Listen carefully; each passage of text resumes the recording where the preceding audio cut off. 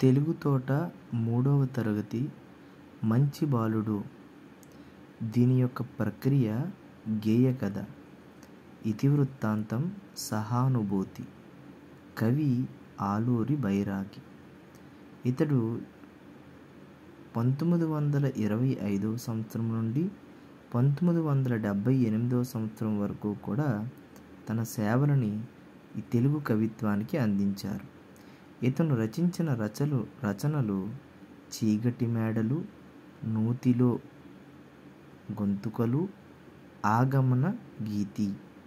ఇవి అన్నీ కూడా కవితా సంపుటాలు. దివ్యభవనం అనేది ఒక డజను కథల సంపుటం. పాపాయి పోయింది అనేది ఇతని యొక్క నవల.